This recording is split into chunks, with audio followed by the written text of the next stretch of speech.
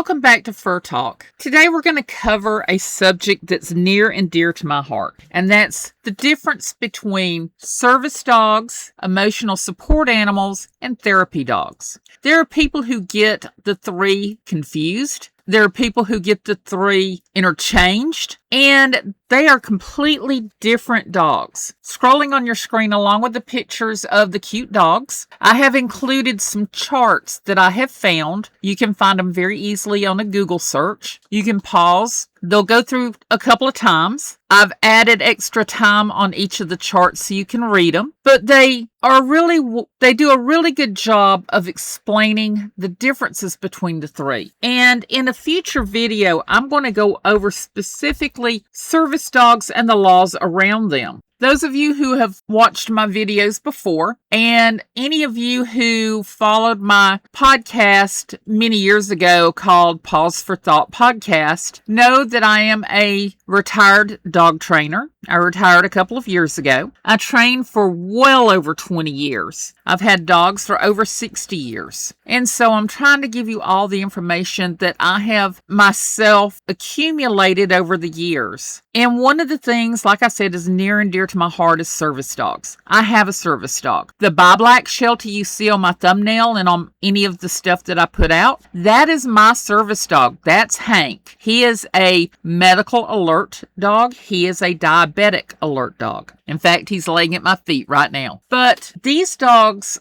the service dogs, are medically necessary. So what is the difference? I know almost everybody has seen dogs out with a service dog vest on that you know good and well that dog is not a service dog. You see them laying in grocery carts where you put food. You see them trying to attack people. You see them refusing to listen to their owners in public. There are people who, on Amazon even, who sell the IDs and the vests for service dogs. There is no ID for service dogs. There is no national registry for service dogs. And they sell these, now keep in mind, in 35 states, as of me recording this, in 35 states, it's against the law, including the state that I live in, to fake a service dog. If you throw a service dog vest on a dog just so you can take them out to eat or to take them to shopping with you or wherever, that's against the law in 35 states. You can get heavy fines all the way up to jail time. So what exactly is, let's start with service dogs. Service dogs are covered by the ADA. That's the Americans with Disabilities Act. Therapy dogs and ESAs, emotional support animals, are not. Service dogs perform a task that they are trained to do to help alleviate an issue with the person who has the dog correctly. Therapy dogs and ESAs are not trained that way. They're trained to assist one person. One service dog cannot help two different people because that's splitting the tasks, splitting their attention to two different people, and that does not work. While the service dog may voluntarily alert someone, that's not their job. That's not what they're trained to do. Now, what they're not trained to do is provide emotional support to a bunch of people. ESAs and therapy dogs are. That is their job, to provide emotional support to more than one person. In fact, that's actually in the job description of a therapy dog. Service dogs need to be calm in a whole wide range of environments. When I was training there at the end, I was training several service dogs. I didn't do the task training. I advised on the task training, but I worked with them on what's called public access training. And what public access training is being out in public, being out in different environments. So I would have the dogs walk on grass, on cement, on gravel, on sand, on tile, carpet. I remember reading a story several years ago about a dog that went into an airport with a handler, a service dog, trained service dog, and they encountered something the dog was not sure about. They had to go around it, and then she came back at a later date and trained her dog on it. And that was, part of the floor was glass and you could see down through it, so it looked like there was no floor there. And the dog did not want to walk out onto that glass because that was something brand new, and most people won't walk across glass like that. So she had to come back later at another date and work with her dog on that glass to be able to get the dog to walk across the glass without thinking twice about it. And that's ongoing training. Service dogs require ongoing training in public access, ongoing training on their tasks that they do to help people. Let me talk a little bit more about therapy dogs. Therapy dogs are the ones that go out to hospitals. They're the ones that go out to schools, to libraries. They're the ones who go out to veterans hospitals, things like that. And they're pets. First and foremost, therapy dogs are pets. They're just someone's pet who is trained, who is groomed, and who enjoys meeting people and being petted and that sort of thing. They are trained insofar as they're trained in their basic commands, like all dogs should be. All dogs should have your basic 4, sit, down, stay, come, and anything taller than knee height, and actually as far as I'm concerned, any dog, but any dog taller than knee height should be trained in loose leash walking. And in addition to that, therapy dogs are trained to interact safely with people other than their handler or their owner. They need to be able to accept people coming up and petting them. Think about a golden retriever. They're perfect for this. There are quite a few different breeds that are really great for this, but imagine a bunch of people coming up and crowding around a golden retriever. What's that dog going to do with all these hands on them? Some dogs will shy back. Some dogs will growl. Golden retrievers will lean right into it and wag their tails just as hard as they can because they love that. So you want a dog or a breed that loves doing that. Keep in mind, therapy dogs are not given public access. They're not given accommodation privileges and accommodations. Many years ago, and I'm going to use service dog as an example for this one. Many years ago, I went to visit my kids about 4 hours away. We stayed a couple of nights in a hotel. I had 3 dogs with me. One was purely a pet, and that was the dog I've referenced before that I lost a couple of years ago. Her name was Suki. And I have my 2 current dogs, Autumn and Hank. All 3 were with me. The hotel had a 2-pet limit. I had 3 dogs. Well, the thing of it is one of the dogs is a service dog. Service dogs are not counted as a pet. Service dogs in a situation like that are counted like a wheelchair or a walker, which is exactly how you treat them in public, as a wheelchair or a walker. You're not going to go up and pet a wheelchair. You're not going to go up and pet a walker. You leave a service dog alone. But they were trying to charge me for Hank being in the room. Hank doesn't get counted. He was fully decked out service dog. I didn't have to. You don't have to deck out a service dog for it to be a service dog. You just have to state that this is a service dog. They don't have to wear the vest. It just makes it easier on the handler to not have to deal with people who don't know the laws, people who think they know better. And in this case, the hotel manager, and I can tell you exactly which hotel it was too, if anyone's interested. But that hotel manager wanted to charge and then made it seem like he was doing me a favor not to charge, even though it's against the law to charge. It's against the law to discriminate against a service dog. Well, therapy dogs don't get that privilege. Therapy dogs don't have accommodation privileges. So Suki, had she been a therapy dog, was right to be treated as a pet. Now, therapy dogs can go into nursing homes, hospitals, schools, that sort of thing, as long as it's prearranged. With service dogs, you don't have to prearrange. Therapy dogs, you do. But that's okay. You're going to go in usually with a group anyway. If you have a dog you think would make a great therapy dog, there are therapy dog groups all around the country. You can get in touch with your local dog club, and they can point you towards therapy dog groups. You can Google therapy dog groups. You can get in touch. Say you want your dog to lay with children while they read in a library, or visit a college when the students are in the middle of final exams, or you want to go to a nursing home. Get in touch with those facilities and find out what therapy dog groups have contacted them or who come to them. And that way you can get in touch with those groups and you can go in and see what their requirements are. And once you meet the requirements, which as long as you have a well-behaved dog that has basic commands and is pretty well groomed, because you don't want to take a dirty dog into a nursing home, then they're going to evaluate you and your dog and how well you work together and work with the group. And then usually they'll just welcome you right on in, because that's what they're looking for. They're looking for more dogs to handle more people who need that extra little hug from a furry friend. Sometimes they will temperament test these dogs, and And that's very simply, how are they going to react if a wheelchair goes by? How are they going to react with little kids stomping around? That sort of thing. You may have a therapy dog that works great with seniors, but is nervous around toddlers. In that case, they will just put you on the group that goes to the nursing homes, but not to the schools. So don't be afraid of temperament testing. There are a lot of temperament tests out there doing things like bouncing balls,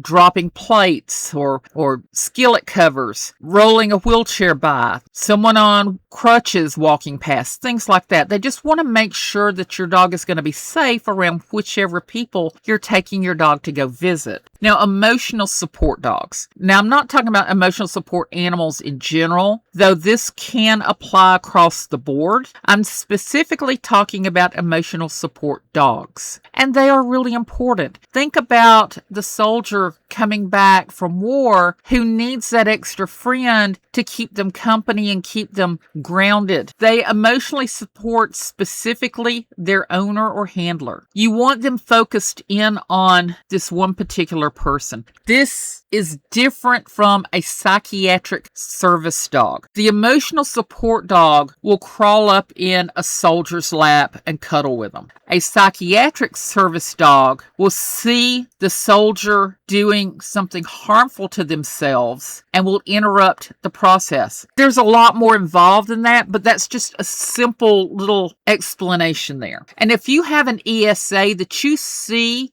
behaviors that look like they're trying to intervene, they're trying to do certain things that if they went just maybe a step further could be considered a service dog, look into service dog training, and you can do self-trained service dogs. There are groups available to help you learn how to do the training. Just look into the laws, make sure you start working on the public access. There's groups on Facebook even. Look up owner-trained service dogs or self-trained service dogs on Facebook. There are groups on there, and they give you lots of great information. But if you have an ESA, then if you see that they're starting to be very empathetic towards certain behaviors that you have, then you may want to think about taking the training a little bit further and do a psychiatric service dog with that dog. And even if you never take the dog out in public, if it does not do the public access correctly, it's not able to pass public access, then have an at-home service dog. Go ahead and go through with the training. That way you have one who does what needs to be done, and then in the meantime you can start looking for a prospect that you can train to take out into public with you. And like I said, we're going to talk a lot more about service dogs in a future video. Now, one thing that ESAs have that's somewhere between a service dog and a therapy dog is the fact that they can be allowed in no pet housing if you have paperwork. Now, what paperwork do you need? You need to have a letter from a doctor, whether it's your physician, whether it's a psychiatrist or a psychologist. You need a letter stating that you need an emotional support animal. With that, you can move into no pet housing. They can't deny you. They will have to waive your pet deposit, any fees that they would charge because of your dog. So if this is something that your dog does, your dog is an ESA, get that letter from your doctor. Get that letter from your psychologist, your psychiatrist, your specialist, your social worker. I may be able to give you that letter, but have a letter documenting the fact that this is an emotional support animal and that you need this animal with you. And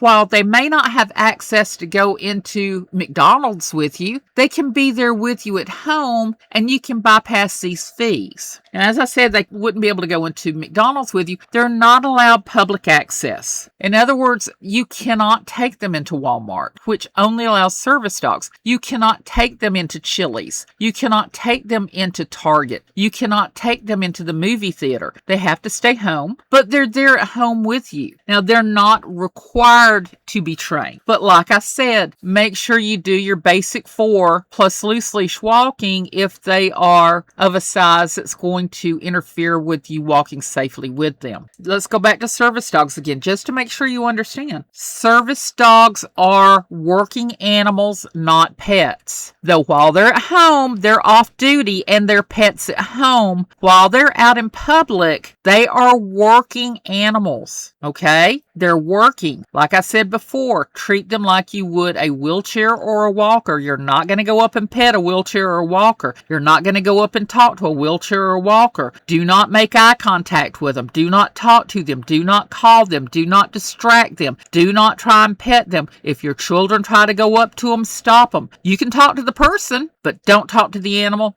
Do not make eye contact with that animal. If the person handling the dog looks like they're having a bad day, let's put it that way. Not that they're in distress, but they're having a bad day. And this is something that's called, I've heard it called out of spoons. When many people with service dogs, when they're out and about, they get frustrated with the people around them because they have to deal with so much crap. And the person with them, whether it's a spouse, a sibling, a friend, whoever, if they're starting to get to the end of their rope and they've had enough of everything going on around them, they will look at the other person and say, I'm out of spoons. The other person will understand without the person, being all dramatic about, oh, I'm having a horrible day. No, I'm out of spoons. And that keys the other person into, I need to start running interference for my friend, for my wife, for my husband, and start moving them out of being in the middle of everybody. So if you see somebody with a service dog having a bad day, you can smile at them, nod at them, but leave them alone. Leave them alone. If they look like they're being friendly and everything, you can go up and say hello to them. Just like any other person, don't treat them different. Treat them like any other person there. I will look, if I see somebody who has a service dog and I do not have Hank with me, I will smile and nod. If they look like they're having a good day, I'll say something along the lines of beautiful service dog, or I used to train service dogs, or just,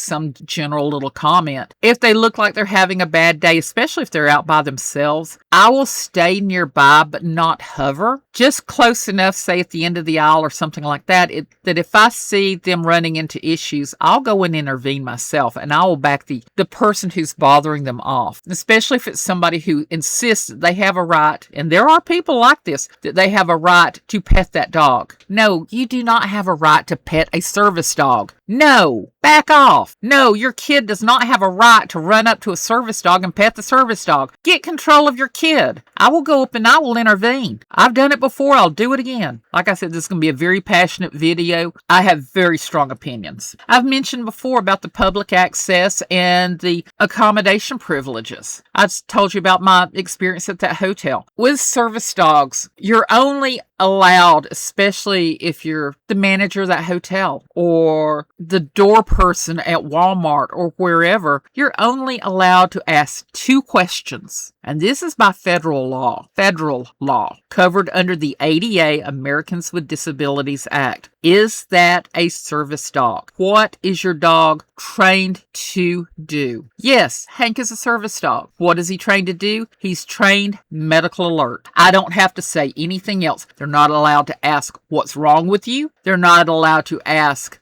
what medical does he alert to. They're not allowed to ask, show me what he does. No. Yes, he's a service dog. Yes, he's medical alert. That's it. Now, because I am a trainer, or was, and because I want to educate people, I will go further. I'll tell them, yes, he's medical alert. He's a diabetic alert dog. In fact, it's on his vest. He does not have to wear the vest, but he does. And he has diabetic alert on there so that if something happened to me and I go down, that's the first thing they're going to look for is if I'm having a diabetic issue, because it's on his harness. A lot of people don't have their medical issues on the harness, and that's their choice. They don't even have to have the harness. All they have to do is have the dog on a leash. The only time a service dog goes out in public without a leash is if there is some specific medical reason for them not to be on that leash. And that is extremely rare. Service dogs have to be extremely well trained to perform specific tasks. Until they get that first task learned, then they're considered service dogs in training. Full-fledged service dogs fall under the ADA. Service dogs in training, the ones who are still learning public access, who are still learning their first task, they're considered service dogs in training. And they do not fall under ADA. They fall under state law. Check your state law. It's different in every state. And if you travel, check the laws of the state that you are traveling to and through. So if you have to stop and get gas, go to a rest area, something like that, you know the laws in that state. It's easy to find with a Google search. The state that I'm in, which is Texas, almost entirely mirror the federal law. There's a few exceptions, very simple ones, one being you need to have a trainer. It doesn't say what the trainer has to do, which is where I came in. And once we got to the part for task training, there are task trainers out there. And I had one lady's card who, once they worked on their public access with me and their basic commands, I would turn around and send them to her for the specific task training. That way she could concentrate on the task training and not have to worry about the public access or the basic commands, which I would take care of. There are ways to work on this. You don't have to pay $20,000, $30,000, $40,000 for already trained service dog. You can do it yourself. Just follow your state laws. Make sure you do rigorous training.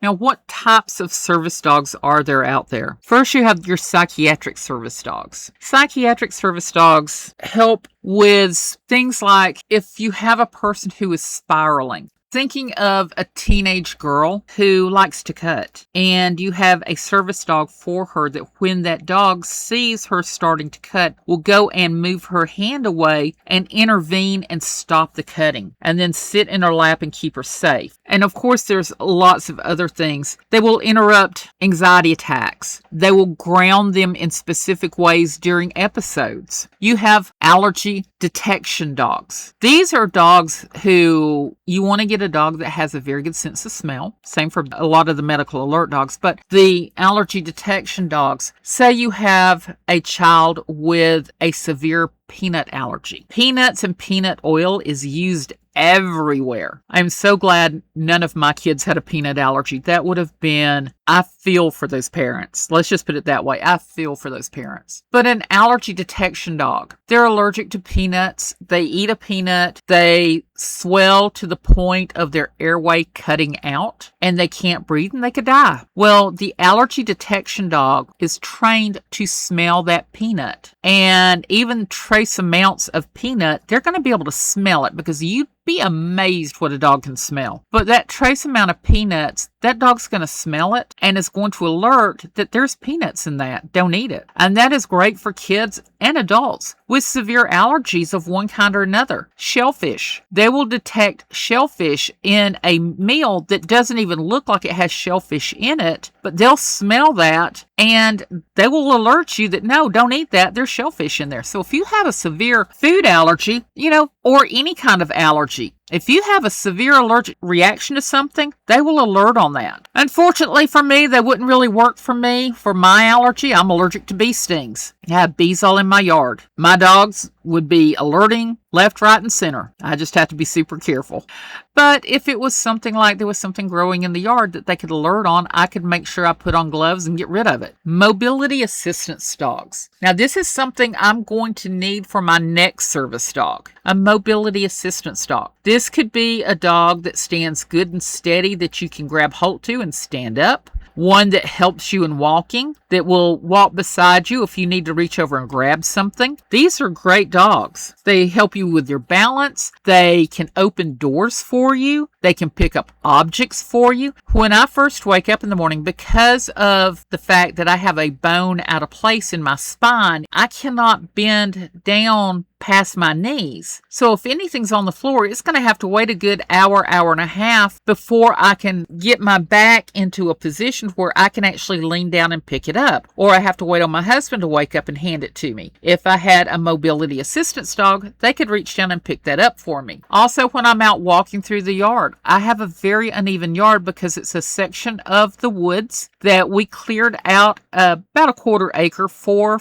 our home and for my garden. I have a raised garden. I love it. But when I'm out there walking, it would be nice to have a dog walking with me that whenever I hit an uneven patch, I can just reach out and grab him and he can help steady me. You've heard me mention diabetic alert dogs. Hank is a diabetic alert dog. He was trained before I ever got him. I got him at 10 weeks old. He started his training at 5 weeks old. I took cheek swabs of my highs and lows and I overnighted them to his breeder, and she started on his training at 5 weeks old. They're not too young to start training. As soon as they can lick a little bit of canned dog food off of your finger, you can start training a dog. So when I got him at 10 weeks, he was already well and truly started. By the time I had him a month, he had already live alerted me on a low. He has saved my life over a couple of dozen times already. My big issue is at nighttime. The medications that I'm on, sometimes they will make me crash during the night. They keep me nice and low during the day where I'm supposed to be. For those of you not informed on diabetes, this is type 2 diabetes I'm talking about. Your A1C is a measurement of your blood glucose average over a 3-month period. It's an average of the last 3 months. How they do that, I have no clue. I have a science background. I still couldn't tell you how they do it. But your blood glucose level is your right this very second level. My blood glucose level range for me is 150 for a high and 80 for a low.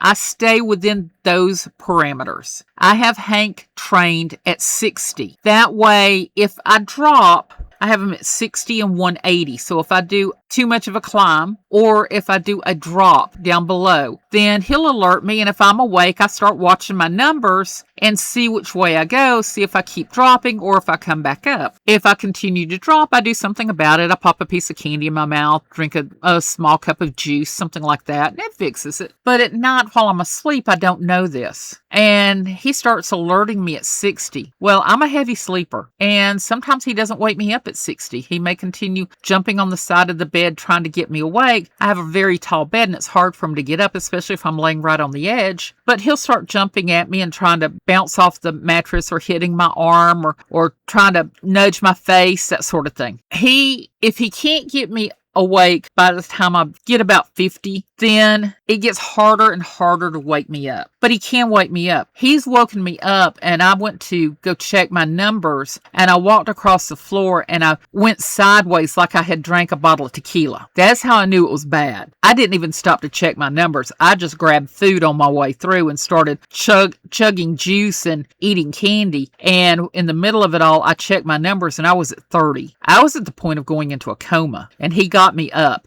Had he not been there, I would have died that night because my husband would not have woke up. There was no reason for him to wake up. I wasn't doing anything to wake him up, but I would have continued dropping and I would have died that night. So Hank has saved my life more than once.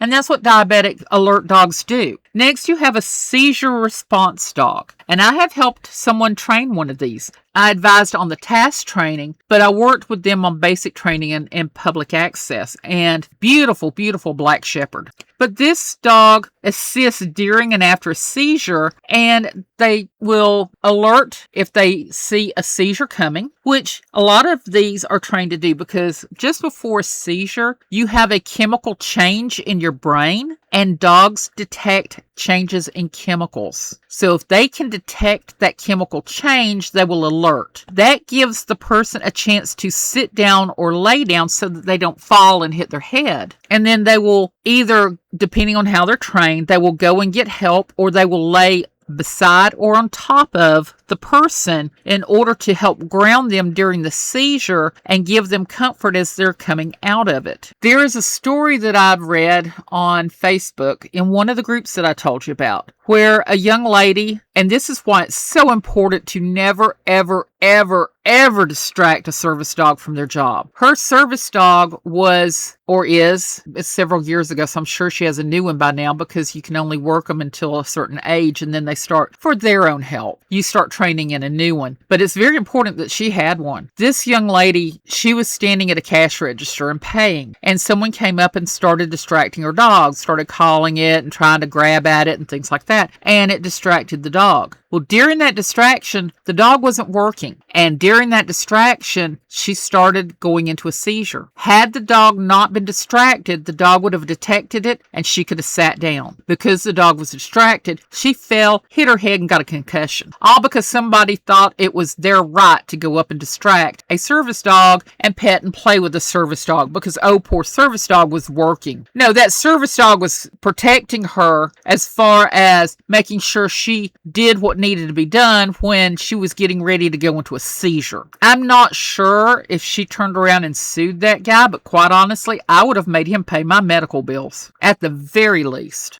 So do not distract a service dog. They could be the person looks perfectly healthy, but you don't know what's going on inside that person. You are not their doctor. You do not know what's going on in there. That's why they're called invisible disabilities, because you can't see them, so you can't judge. And she got a concussion because some JA decided to come up and distract her dog. Oh no. I see someone do that, I intervene very quickly. You have hearing dogs. At the very end of my training, just before I retired, I had a puppy come through that the couple were both deaf, and they were training this dog as a hearing dog. They had adopted this dog from the local shelter, and very sweet little dog. Unfortunately, the dog must have had something wrong with them from birth, some congenital something, because the dog did pass away before they completed training. But it just goes to show you, yes, you can get shelter dogs, have them very well vetted, make sure they are good, even-tempered dogs, and we'll go over that in service dogs. We'll go into a lot of this stuff in service dogs. But you can use a dog for hearing. Now, why would you need a hearing dog? Well, to alert you that someone's at the door, that someone's talking to you in public, that there's an alarm somewhere. Say you're out in a store and the fire alarm goes off. How are you going to hear it if you're deaf? How do you know somebody's knocking on your door? Yes, there are doorbells that have lights on it, but what if they're knocking instead? What if somebody's breaking into your house and you don't know it? They know you're deaf, so they feel perfectly fine to break a door or break a window in a room you're not in. There are so many things. Think about if you were to try plugging your ears up for a day, what are you going to miss hearing? And those are the things that a service dog is there for. Guide dogs. Everybody knows guide dogs. That's the first dog you think about when you think about a service dog. It's somebody for the deaf. You think about the dog and with the specific type of harness on that the person holds on to, and then with the sunglasses on usually, and guiding them through traffic. That's a guide dog. And they are very, very specifically trained. These dogs, if you are a blind person and you want a guide dog, it might be better if you do go through some of the guide dog services.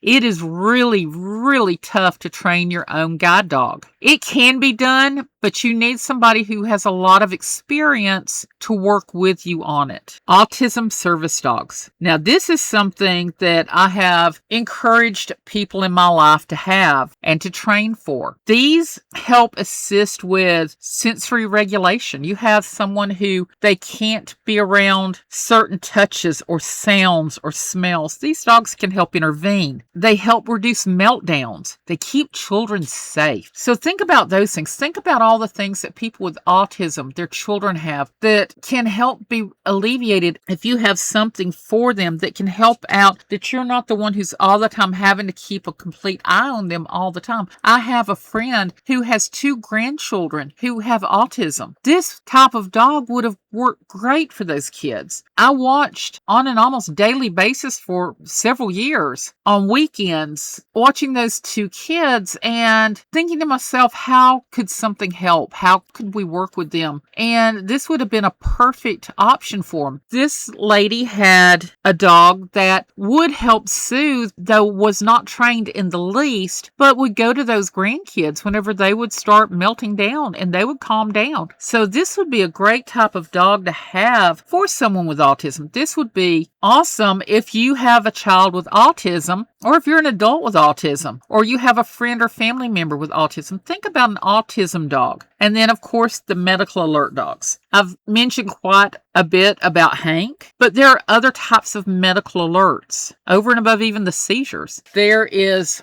people with heart conditions. There's people with breathing conditions. There are people with all kinds of different conditions that these dogs can alert to changes that will help them out. One thing that's popping in my head right now is POTS, P-O-T-S. And that is a condition that has to do with a sudden blood pressure drop.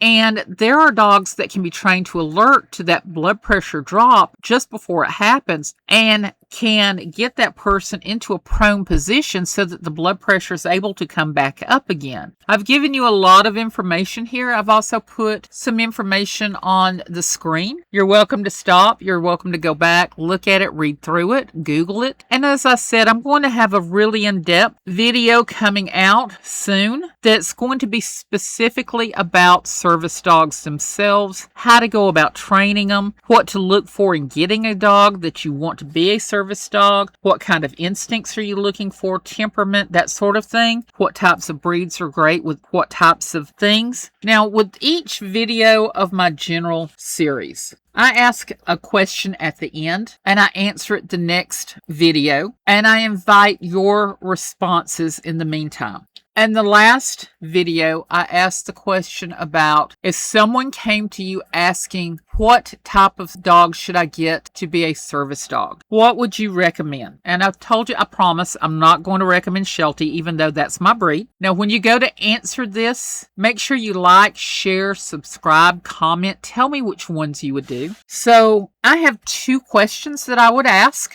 The first question is a 2-part answer, and the question is, how do you feel about grooming and slobber? And the second one, normally I ask this because of preferences. I'm asking it this time because of medical needs. I'm not going to ask the person what their medical needs are, but I'm going to ask, do you need a larger dog or a smaller dog? My answer for these 4 would be, and I always give 4 dogs, that gives a good variety. I try to go from tallest to smallest. My first option would be a dog that I would get for myself should it come to the point that I need a mobility assistance dog, and that would be an Irish Wolfhound. I do have an Irish Wolfhound video out. You can go and watch that video and see why I would choose that one. A lot of people, for the really tall dog, would go with a Great Dane. I have a preference as far as Great Danes go because of the slobber. I don't mind teaching slobbery dogs. That's fine, but I don't want to own one. And while you may have a little bit of drool from a Irish Wolfhound, you're not going to have the lots of slobber like you do from a Great Dane. So I would go with an Irish Wolfhound for a really tall dog. What if I need a dog that's not quite so tall? Now, the Irish Wolfhound does not need very much grooming at all, but the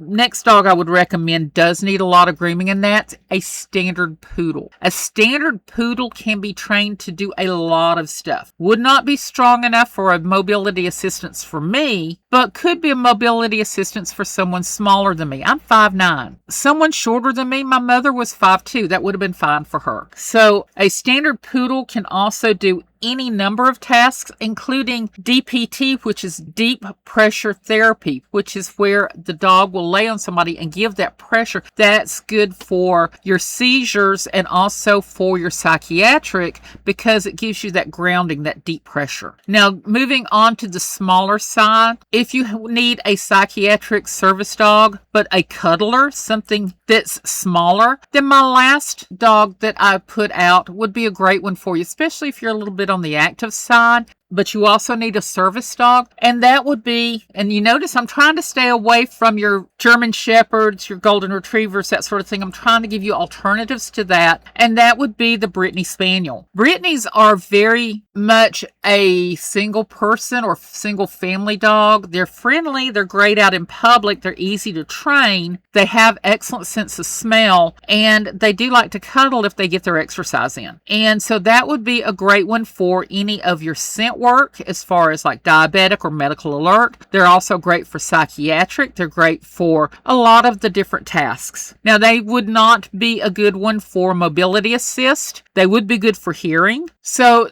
consider a Brittany. That would be a good one to think about. Now, for your small one, personally, there are a lot of great small dogs out there, but if you want something that's small and easy to handle, that could do medical alert, that could do diabetic alert, that could do seizure alert, that could do hearing, that could do psychiatric, think about your Cavalier King Charles Spaniel. I love that breed of dog. I've never had one, but I would love to have one. Those are my 4 choices that I would pick. Now, my next scenario, think about this one and leave your comments down below on what would you pick. You have an older gentleman who wants a dog. He doesn't need a flu dog. He doesn't need something that needs little bows in its hair or anything like that. He just wants a dog that's going to be nice and calm and settled and can walk with him through the woods, who can walk with him down the street, who can cuddle at his feet or by his side on the sofa. Something with a nice, calm, steady personality that can keep him company. Which breed would you pick? And I've already got 3 that have popped into my head immediately as soon as I gave that scenario. And I just made that scenario up out of thin air with my neighbor across the street in mind. What would I recommend for my neighbor across the street? And I've already got 3 of the 4 already popped into my head, and I can already picture him walking with all 3 of them. So put your thoughts in the comments. Let me see what you come up with. And the next video, I want to do a video next